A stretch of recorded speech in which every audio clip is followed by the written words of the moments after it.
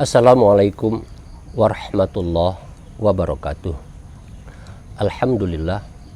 Allahumma salli ala nabiyil hashimi Muhammadin wa ala alihi wa sallim taslima.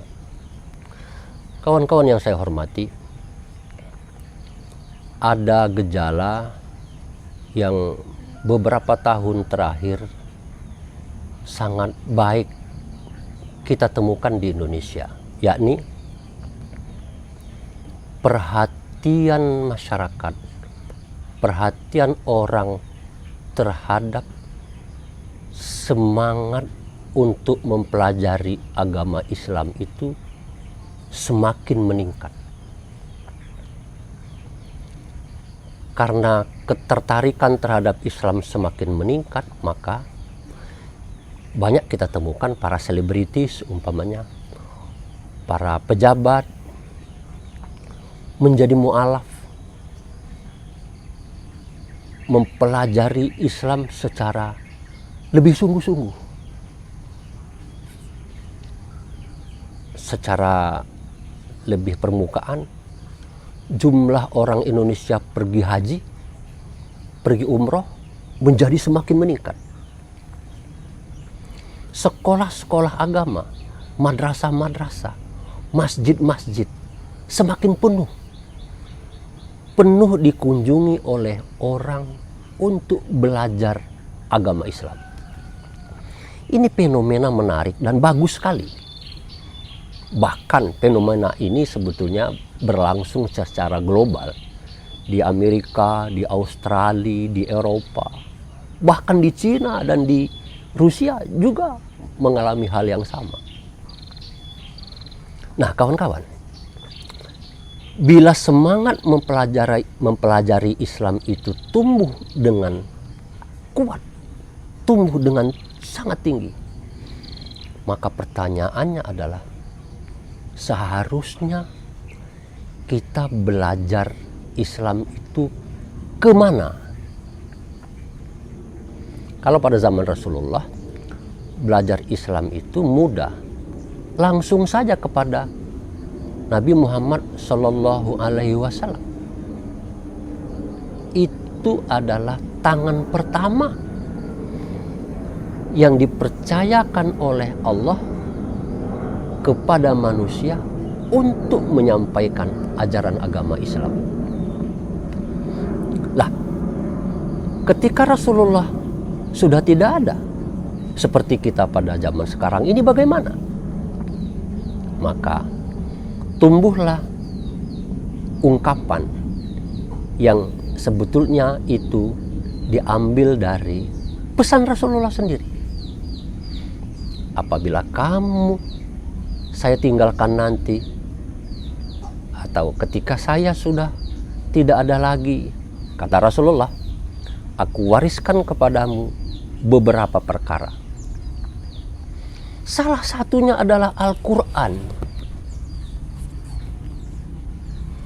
Al-Quran ini adalah warisan langsung dari Rasulullah Shallallahu Alaihi Wasallam untuk kita semua yang tidak bisa bertemu langsung kepada Rasulullah, menjadikannya sebagai sumber rujukan pertama dan utama di dalam mempelajari agama Islam.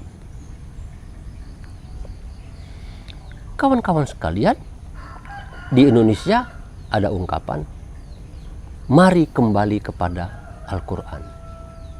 Apa-apa ditanya, dalilnya mana? Al-Qurannya bagaimana? Al-Quran nyebutnya bagaimana? Apa-apa dirujuk kepada Al-Quran. Itu betul, tidak salah. Hanya saja secara teknis, kawan-kawan sekalian, Al-Quran ini menggunakan bahasa Arab. Wah, kalau gitu kita harus belajar bahasa Arab. Betul, boleh, bagus. Tapi ingat, orang Arab sendiri pun belum tentu bisa paham terhadap Al-Quran. Di zaman Rasulullah saja, para sahabat masih bertanya juga kepada Rasulullah, kepada Nabi Muhammad SAW tentang Al-Quran yang bahasa Arabnya dia pahami. Jadi untuk mempelajari Islam langsung kepada sumbernya Al-Quran itu ada beberapa pertimbangan teknis, metodologis yang harus benar kita dudukkan. Tadi saya sebutkan, cara pertama para sahabat bertanya langsung kepada Rasulullah Sallallahu Alaihi Wasallam. Bagaimana kita yang sudah tidak ketemu lagi dengan Rasulullah? Maka para ahli menyebutnya sebagai pahami ayat Al-Quran dengan penjelasan oleh ayat Al-Quran itu sendiri. Jadi kalau di dalam ilmu metodologi itu disebut sebagai analisis konten. Jadi kita memahami pesan yang terkandung di dalam Al-Quran itu dengan menganalisa kontennya. Ayat yang satu kita pahami dari penjelasan ayat yang lain. Surat yang satu kita harus mengerti dari penjelasan surat yang lain. Begitu seterusnya. Ayat dengan ayat, surat dengan surat, urutan ayat, sambungan korelasi ayat, itu yang disebut sebagai analisis konten. Untuk bisa analisis konten tentu harus memahami bahasa Arab. Bahasa Arab yang harus dipahami adalah bahasa Arab yang paripurna, bukan bahasa Arab yang dipelajari oleh para TKW. Saya punya pengalaman, karena ngerti-ngerti sedikit bahasa Arab, saya ngomong di Mekah pakai bahasa Arab. Orang Arab nggak ngerti. Rupanya bahasa Arab yang saya pelajari di Indonesia itu beda dengan bahasa Arab yang digunakan di Mekah sekarang. Apalagi di Mekah yang lain, di Arab yang lain seperti di Mesir umpamanya. Itu beda. Nah, artinya pemahaman penguasaan bahasa Arab yang paripurna disertai dengan metodologi yang benar.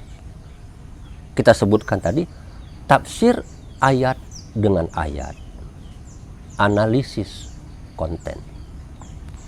Kawan-kawan sekalian, mufasir yang sangat terkenal untuk melakukan analisis konten itu adalah Ibnu Katsir. Dan dia sudah meninggalkan tafsir yang kita kenal sekarang sebagai tafsir Ibnu Katsir. Saya memiliki terjemahannya. Saya nggak bisa bahasa Arab.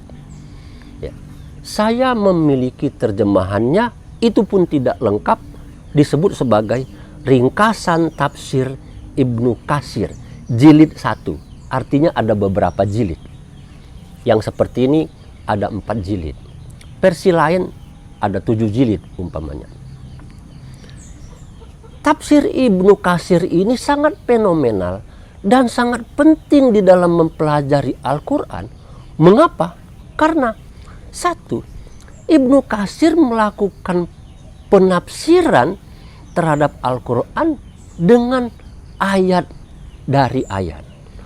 Pemahaman ayat berdasarkan penjelasan ayat yang lain. Ayat diterjemahkan, ditafsirkan oleh ayat. Tadi saya sebut sebagai analisis konten. Selebihnya, Ibnu Katsir ini awalnya adalah ahli hadis.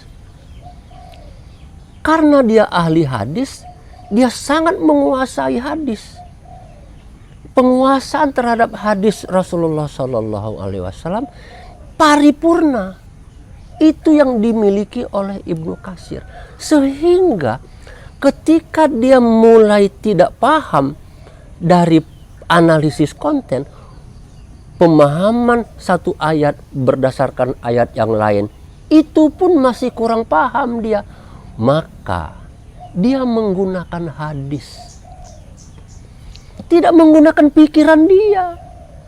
tidak menggunakan pendapat-pendapat ulama. Kurang lebih kira-kira begitu. Kalau toh ada di sini cuplikan-cuplikan dari pendapat yang lain, itu hanya ilustrasi saja. Sehingga Ibnu Katsir di dalam menuliskan tafsirnya di dalam kitab yang kita kenal sekarang dengan istilah tafsir Ibnu Katsir, lengkap di dalamnya ayat-ayat Al-Quran juga. Jadi menafsirkan ayat ini, dia hadirkan, dia sajikan ayat yang lain untuk memahami itu. Tidak cukup dengan itu, dia lalu tambahkan dengan hadis. Menjadi tebal sekali, karena sesungguhnya dia menjadi seperti kompilasi ayat-ayat Al-Quran plus hadis. Ini keunggulan tafsir Ibnu Katsir. Dengan segala mohon maaf, tidak meniadakan atau merendahkan tafsir-tafsir yang lain yang lebih modern, yang lebih banyak digunakan oleh orang. Tafsir Ibnu Katsir ini menjadi rujukan dengan posisi tersendiri yang sangat penting. Maka saya menyarankan kepada kawan-kawan sekalian, jangan berhenti hanya memahami Al-Quran melalui bacaan terhadap, sekali lagi mohon maaf terhadap kawan-kawan, memahami Al-Quran dengan terjemahan Departemen Agama. Terjemahan Departemen Agama ini luar biasa bagusnya, karena ini dikerjakan oleh kumpulan tim besar para ahli di Indonesia. Dia luar biasa. Bagaimanapun dia masih tetap memiliki kekurangannya. Apalagi kita mau jadikan dia sebagai rujukan utama, belum bisa. Rujukan utama kita tetap Al-Quran. Lalu rujukan kedua adalah hadis. Cara mudah yang bisa kita kerjakan, kita lakukan pada saat ini adalah kita menggunakan karya tafsir Ibnu Katsir. Karya Ibnu Katsir di dalam bagaimana menjelaskan Al-Quran. Ibnu Katsir itu sendiri nama lengkapnya adalah Al-Hafiz Imaduddin Abil Fida Ismail bin Katsir Al-Quraisy Ad-Damsyiki. Dia meninggal pada tahun 774 Hijriah. Ini yang ingin saya katakan pada kesempatan ini, menggunakan rujukan yang benar di dalam memahami Islam dan juga menggunakan metodologi yang benar. Jangan asal kutip sana sini baru ngerti satu potong ayat, itu pun melalui terjemahan Departemen Agama, lalu kita berhujjah Islam itu begini. Belum bisa. Sekali lagi, ini sebagai sebuah masukan, sharing dari pengalaman, pemahaman saya terhadap bagaimana mempelajari Islam yang sekarang ini semakin semarak. Kita semua sama-sama bergembira dengan itu. Maafkan saya terhadap kekurangan saya dan sekaligus juga ketidakmampuan saya di dalam mengungkapkannya dalam bentuk kata-kata yang tepat. Sekali lagi terima kasih. Wassalamualaikum warahmatullahi wabarakatuh.